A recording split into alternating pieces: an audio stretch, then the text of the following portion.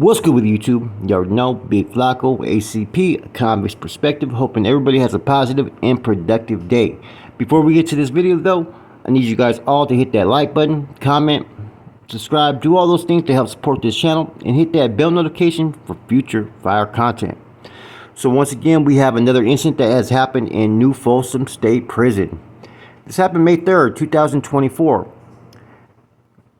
California Department of Corrections and Rehabilitation officials are investigating the May 3rd, 2024 death of an incarcerated person at High Desert as a homicide. Two incarcerated people, John Patch and Zachary Harris, allegedly attacked another incarcerated person, Scott Cook. Two inmate manufactured weapons were recovered at the scene. Now, staff immediately responded to the attack and discovered that Cook sustained multiple stab wounds. Now, life-saving measures were performed and he was transported to the triage and treatment area. Cook was pronounced deceased by medical staff at 9:53 a.m. No staff or additional incarcerated people were injured. Now, both suspects have been moved to restricted housing pending investigation into the case. Officials have limited population movement on the yard to facilitate the investigation being conducted by High Desert State Prison Investigative Service Unit, which is basically IGI, and the Lassen County District Attorney's Office, and the Office of the Inspector General was notified. Basically go through all the proper procedures to get the coroner to affirm the cause of death. Now, Scott Cook was received from San Bernardino County on November 16, 2000, sentenced to life without parole for first-degree murder, carjacking, kidnapping, grave theft with the use of a firearm. He was also sentenced in Kern County to 16 years, 8 months for assault by a prisoner with a deadly weapon or force likely to cause great bodily injury in prison. Second striker, 2 counts of a possession of a deadly weapon. Now, Zachary Harris, 36, was received from San Diego County on July 21st, 2021, sentenced to 24 years, 8 months for second-degree attempted murder, second striker with the use of a firearm, enhancement, manufacture, sell, possession, short-barrel shotgun or rifle, second striker, attempt to evade peace officer while driving reckless, second striker, first-degree burglary, and second striker, and assault with force likely to produce great bodily injury. He was also sentenced to Kern County to 11 years for assault by prisoner with means to force likely to cause great bodily injury. Now, John Patch is also from San Diego. Seems like the San Diego car was, potentially maybe asked to do this deed. Okay, was received from San Diego County on December 21st, 2022, sentenced to life with parole for second-degree murder. That's a whole long list of charges, right? So, both these individuals that are the alleged suspect are from San Diego. Okay, the alleged victim had a case out of a whole different county, San Bernardino County, right? But that doesn't mean that he maybe isn't from San Diego. See, a lot of times what happens in prison, guys, is, especially with the white cars, okay, you have a lot of different sub-factions. You have like the Cocoa County car, Butte County car, IE. Then you have like the Skinheads and the P9 and, NLR. And you have all these little sub-factions, right? Fresniks, that when one of their own or someone who associates, with a particular group segment within these white factions does something wrong, usually their own are going to be the first ones to have to deal with the issue. You see, all these groups, operate a little bit differently. That's how mainly the white car is going to operate. In any event, there'll be someone that's going to have to take the, the job. Like, whereas the Sureños, right, or Southsiders, a lot of times the one that's going to be requested to do it, of course, are going to be those that have their hands raised at all times, like Camaradas, right? But if you're one that's bringing to light an issue as a Southsider resident against another resident or Southsider, right, that he did this or did that, then you're going to be the ones going to be asked to handle that issue. Because why else are you bringing it up? Okay, the Northerners is a little bit different. You got those that are on frontline status. You guys got those that are on hit squads, and you got those that are trying to make their bones, which means they're trying to elevate their status and want to commit that fucking killing for the organization. So there's going to be a lot of different reasons why you'll see different people partake in some removals. And a lot of times, like I said, there's a reason behind why or who's involved. Now, I'm not saying that these men were involved. They're just suspected. Therefore, this is just a analysis, basically a hypothesis of what potentially was going down. Apparently, this had to have happened on an active yard.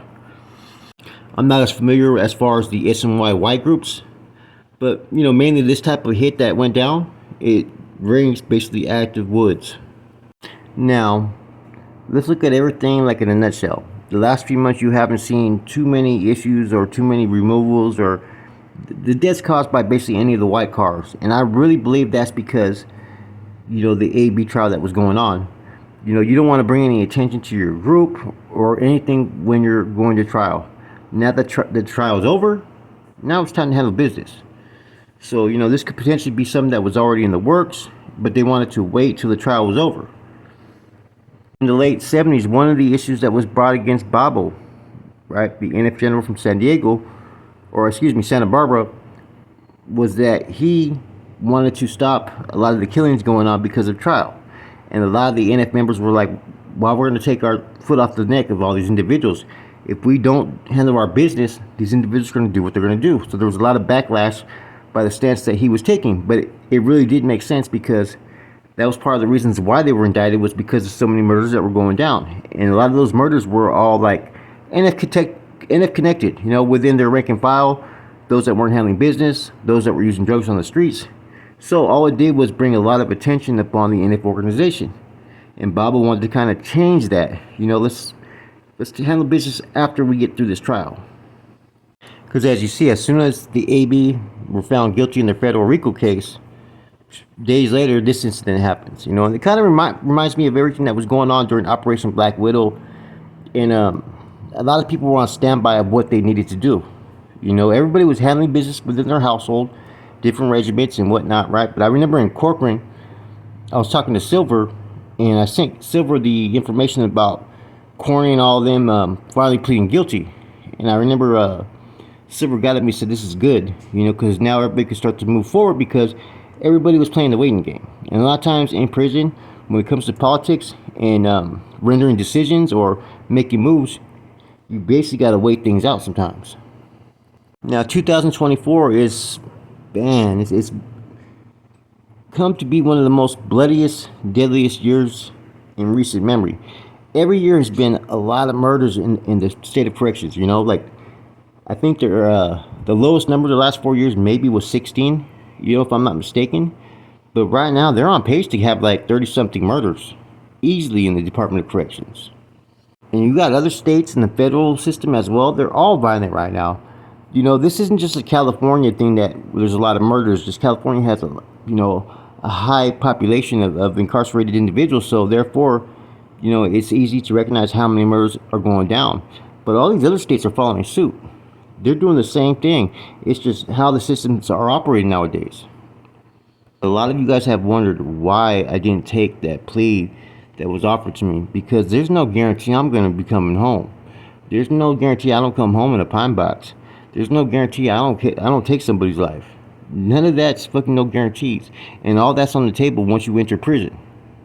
And knowing I'm innocent of charges, of course there's a lot of things you guys don't know, because I'm not going to expose it.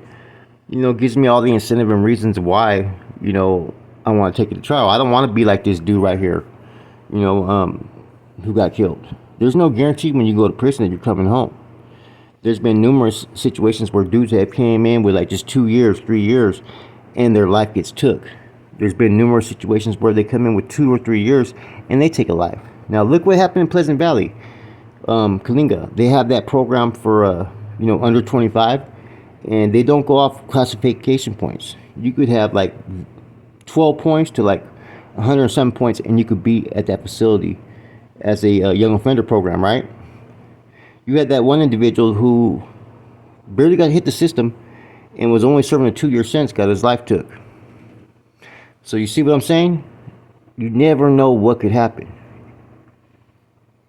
So for everybody that's out there that, taps into my channel and is interested in what's going on in the Department of Corrections, man, it's no joke, guys. It's a very, very violent state it's in today. It's not like it was 20, 30 years ago when you had level 1, 2 yards and stuff where you could actually go out there and program as an active individual. Now the politics are that much more stricter, that much more rigorous, and the effects, you never know what they may be. A lot of times we have that mentality that, oh, it's not going to happen to me, or, that's him, he fucked up, or, I'm just going to do my time in peace. Nah, it doesn't work that way in prison, man. You have no control of the confines in which you live, or what's going on around you in that atmosphere. It's like its own little city, its own little world. you know, and you have to be there to understand it. I'm not one of those ones that's going to ignore the truth, you know, or the realities of what we may step into. And so, you know, when you hear these videos of us talking about people dying in prison, man, prison's real. You know, don't think that you're special. Don't think that what happened to these men can't happen to you, because it could any day.